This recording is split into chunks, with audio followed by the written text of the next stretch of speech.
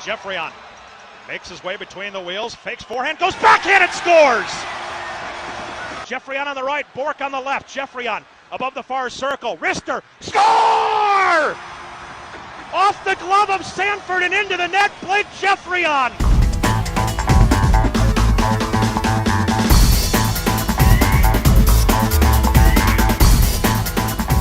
We're with a guy whose future is all ahead of him, Blake Geoffrion, with a great family tree and having a great year with the Milwaukee Admirals. A good rookie season. Yeah, just like you said, a good family tree. And my great grandfather played in the NHL, Hall of Famer. My grandfather, Boom Geoffrion, is also a Hall of Famer and played in the NHL, and my dad played in the NHL, so potential to be the fourth generation to make it to the NHL, and hopefully that dream comes true one day. One of the first memories I have of my pappy was I was shooting pucks in the backyard. I was pretty young, and he came out there and was like, "Hey, let me see that stick for a second." And obviously I was a lefty, he was a righty back then, and when he played, and he grabbed the stick from me, took a shot, missed the net, and put a hole in my fence. And when he passed away, and we got a new fence put in the house, we actually kept that board in there where he broke for a good memory. With that family lineage you have, has it been pressure on you in this rookie season, and how have you adjusted to the AHL?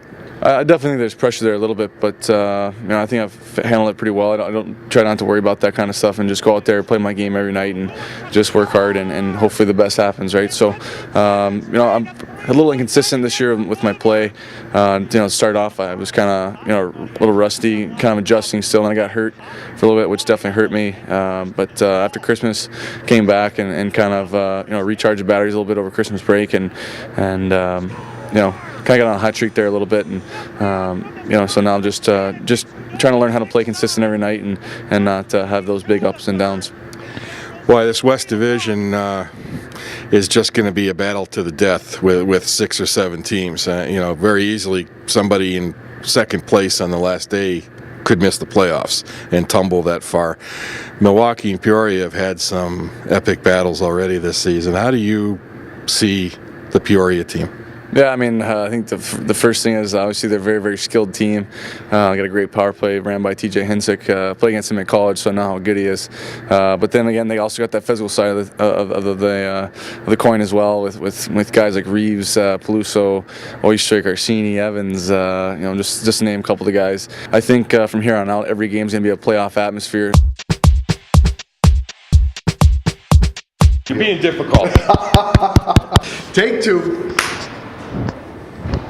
We're with Kevin McDonald, assistant manager of the St. Louis Blues, also director of pro scouting, and more importantly this week, Rivermen general manager.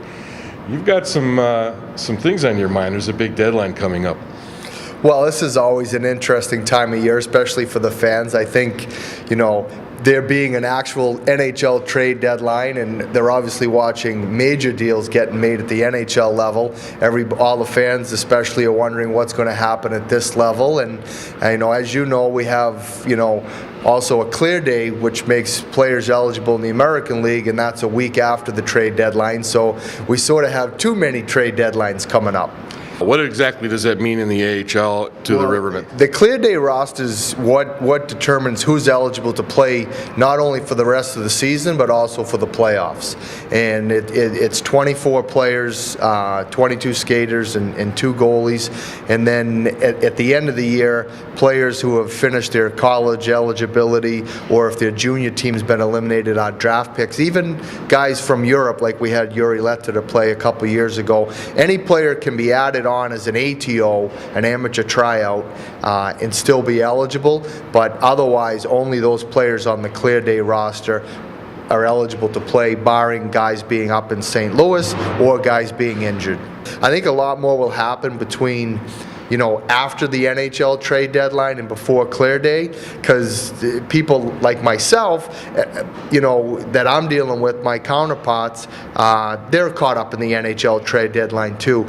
And really, I think the missing part of this is, what do we lose? Like St. Louis, at least when Monday, 2 o'clock Central Time comes, we know these players are no longer part of the Blues, or this is what the Blues have moving forward, and obviously that'll affect the numbers in Peoria. You've had some key guys, up 6 of them at one point, regular from the lineup, out with injuries. As you get those guys back, it's almost like making a trade in itself where you give up nothing, isn't it? Those are key players that have had this team on the pace for 90-something points and in a playoff position today as we speak. So I think, I'm excited about that, and I can't overlook that.